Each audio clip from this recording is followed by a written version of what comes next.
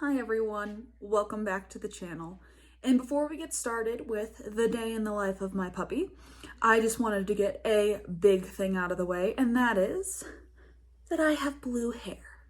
Yes, it's glorious. I love it. And I'm just kind of digging it right now. We'll see if it stays or if we do another color, but I'm loving it. So anyway, let's get started.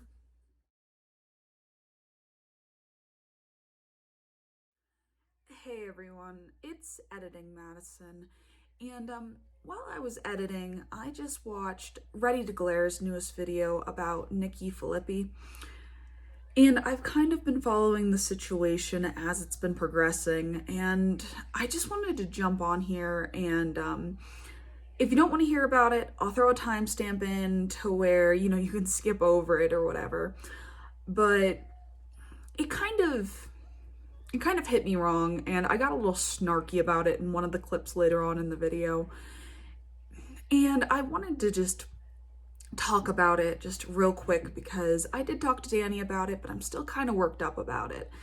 Because, I grew up with dogs my entire life. I grew up with animals. Sometimes, I understand that there's not a right fit for things, right? And sometimes you just you have a dog that it's just not in the right home, not in the right situation. I get that. I honestly do. And I realize that some people just aren't good with high-strung working dogs. I have two working dogs. I have, Kiwi, who this video is about. She's a husky. And then Panda, my 8-9-year-old grump ball, is a blue heeler poodle mix. Completely accidental, I promise that. But still, he's a doodle or poodle type thing. And they're both very high energy, high strung, high prey drive type animals that are used for either work or hunting. And it really, really digs into me, into my very soul, that you could have a dog that is Panda's age at 8-9 years old and just decide that from a minor incident, from the way they described it, it is a tiny mark onto a child's face of a child that hasn't been properly taught at their age to leave the dog alone. The fact that you allowed it to escalate that far, let the dog around the child, is mind-boggling to me. When Sydney was born and she was a itty-bitty little baby, I had a blanket I would put on the floor, and Panda was not allowed on the blanket at all. He had to stay outside the blanket, could not get near the baby. We worked on this for weeks of me just sitting there saying, no, off. And this is a high prey drive animal, and he would lay right along the edge of the blanket just so he could be close enough to the baby. And of course I did the, smell the baby, lick the baby. And as the child got bigger, with supervision, she was allowed to gently pet him, right? And we had no problems with it. Panda is 8 years old, and I could not imagine, with the amount of time that I have spent with him and the amount of time I have loved him, if he had a minor incident with a child such as that I would just be like, time to put him down. And then there's the question of the training and the fact that this dog has aggression problems and you can't have him outside, and you don't take him to training. You don't get the training done with him. I understand that not everyone's inept enough to train on their own and that they have to find an outside source. That's perfectly fine. That is great puppy parenting. That is great dog parenting, that you say, I need help and I need to go get training. That is amazing, right? I encourage anyone who is having problems to get their animals trained. And if that still doesn't work, there is the option of rehoming. To be quite frank, I think that their opinion of the whole rehoming thing and the liability thing is bullshit. And you won't hear me get that intense about an idea on this channel because I like to keep things lighthearted, but it is pure and utter crap. You talk to one person about rehoming. You talk to one entity about rehoming. My dad's good friend runs a husky rescue, and they rehome huskies constantly. And I have never heard about the liability being placed on the owner after they give up all their rights to the dog, right?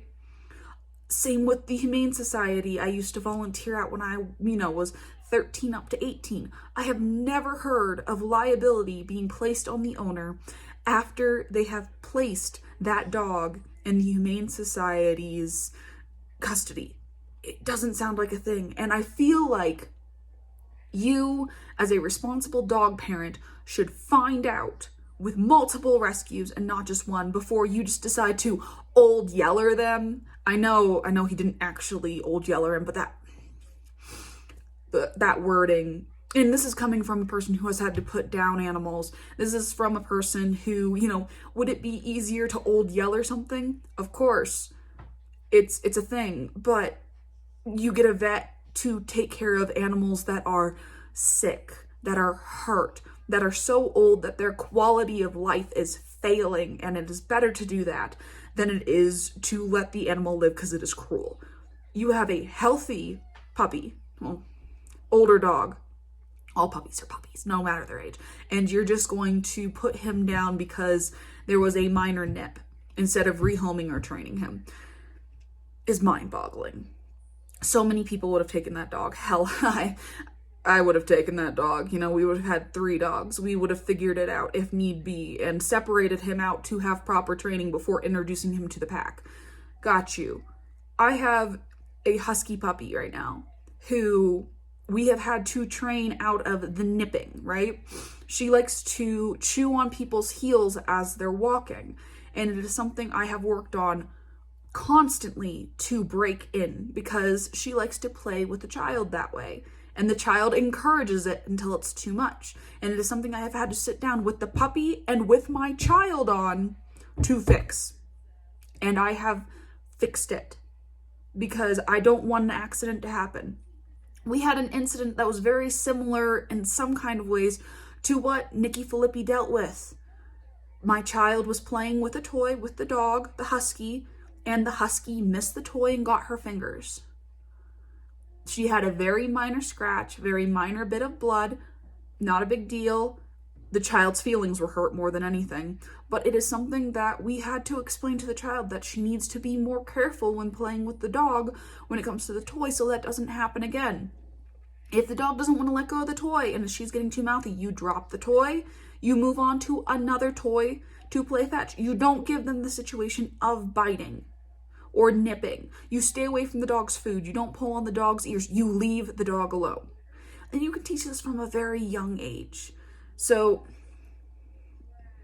this is kind of my little ranting mode, and I'm very passionate. I'm very upset. And just watching this video from Ready to Glare really has me in more of a mood beyond the situation of just the dog with the whole adoptions and everything else. So I just kind of wanted to get it off my chest and put out a little PTA, or not a PTA, but a public service announcement out there that if you are having troubles with your dog and you need help, get a trainer or rehome them. Do not go the route of these idiots and put your dog down. That is cruel. That is unusual. I understand the dog was older, but still, it's so frustrating.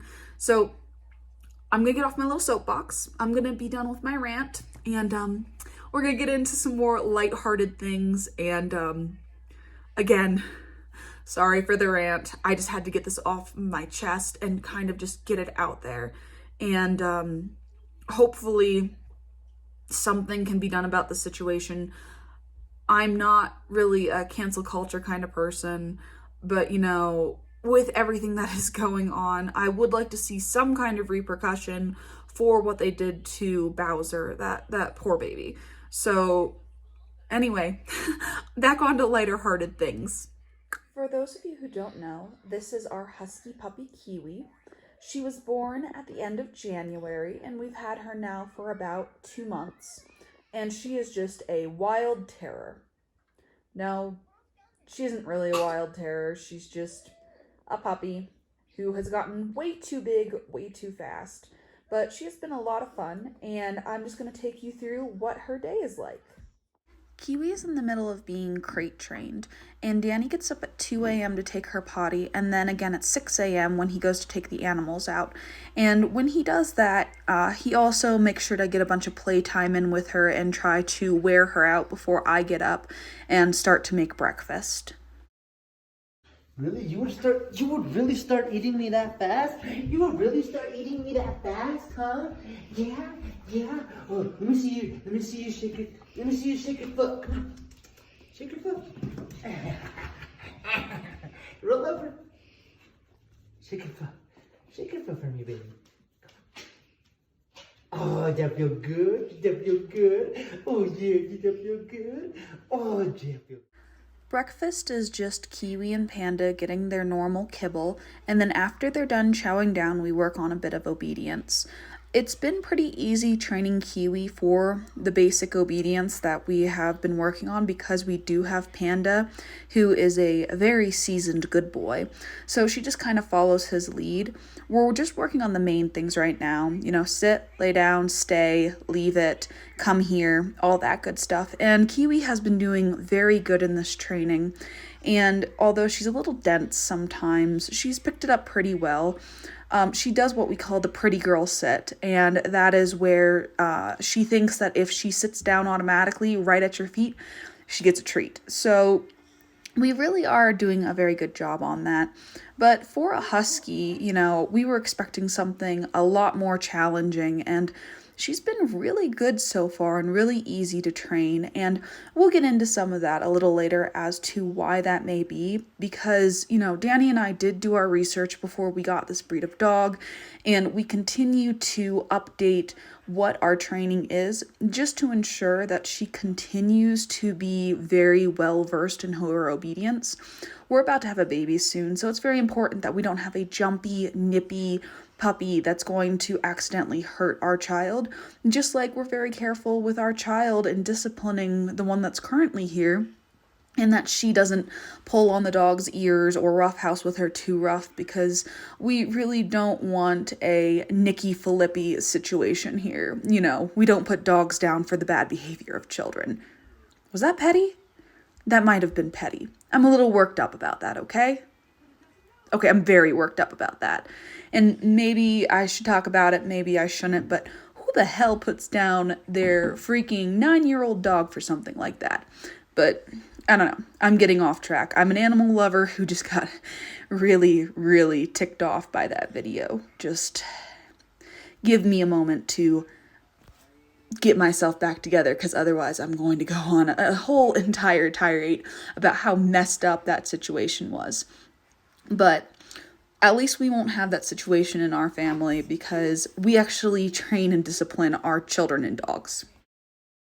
After breakfast is potty time and wear out the puppy time, and that's just where I throw Panda and Kiwi outside. We have a completely fenced-in property where they can just run around and be free puppies without getting into too much trouble, and that just does give her a chance to be a dog and get some of that excess energy out before she comes into the house again to chew on something, normally a bone.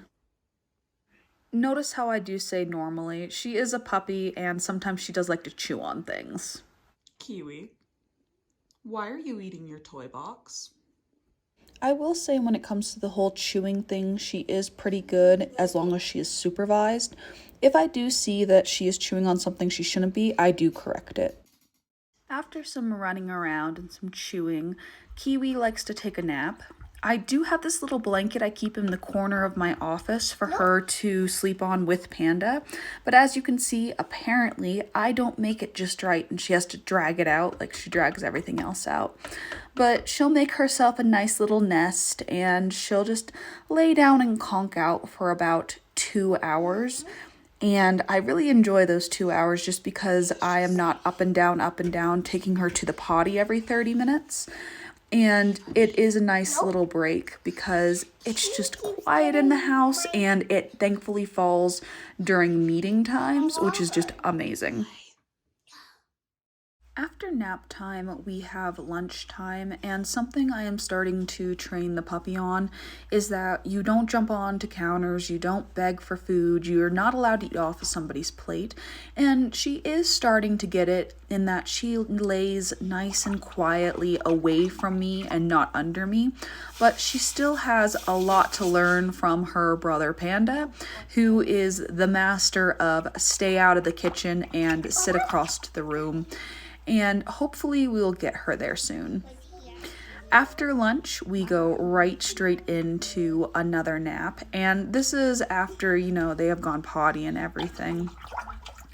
And once again, this is just us going potty, because when you have a puppy, it's very important to train them to, go appropriately outside to the potty. We did have a potty setback last week in that we regressed in our potty training, but we're once again grinding down to get that fixed. Another command we work on with the dogs is gentle and leave it. It is something that Sydney is working on right here under my direct supervision, and is something I am very careful with, in that I don't like dogs that are food aggressive, and I think it's very important that you have to work on an animal with it so that you can take food away from them if need be. But with the same thing being said, Sydney knows not to take food away from them. So we're just working here on being gentle and leaving it with little bits of kibble. And this just makes it to where if you are to give the animals a treat or need to take something away, they don't get snappy. So, still snowing out there. Kiwi, Panda. I'm gonna take these two assholes on a run. I haven't been on a run for about 2 years. And it's snowing, 32 degrees outside. It's gonna feel good. Hi, puppy. Aren't you excited? Aren't you excited? Something that is super important for both of our breeds of dogs is exercise, and we do go on a lot of walks, either around the property or down to the mailbox, which is a good bit away. Or before my pregnancy got too bad, Panda and I would go on 5 to 10 mile runs every day because I was training for triathlons. So they do get a lot of exercise. It's kind of funny with this one. This was Kiwi's first official run because I haven't been allowed to run lately. And Danny was super excited to take her out, and he had to turn around at about 1.5 miles because poor Kiwi just gave up. Come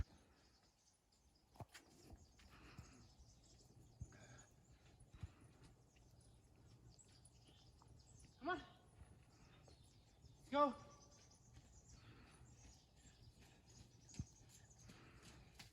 Come on, Kiwi.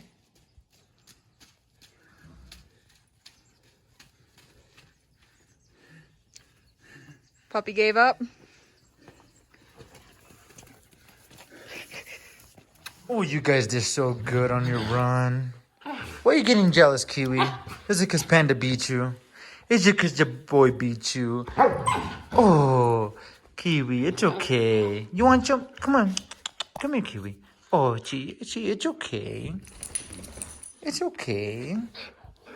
Oh, you guys did a good job. 5 minutes later. After Kiwi's little nap, we normally give her and Panda some more kibble, and then we all conk out downstairs and watch some TV and just hang out. Danny feeds the animals, and Kiwi will go around running after him to get her final stretch in before we put her into the kennel for the night, which she actually really enjoys. If you get a treat out and you see, she sees you heading downstairs, she'll chase right after you and run in nearly before you can get the puppy pad in. So training with the Husky has been going very well, better than expected in a lot of ways. I was expecting more of a Destructo puppy. But we really are enjoying having her, and we'll see how the future is for us and what she does and how she grows. I know that I've heard it say that a Husky has to have down a command for a year before you can really trust it. We'll see how much of a derp she is and how she does. But other than that, sorry again for my little rant at the beginning of the video. I was feeling myself a bit, but I hope that you'll come around next week for another video. And until next time, thank y'all for watching. I'll see y'all later. Bye.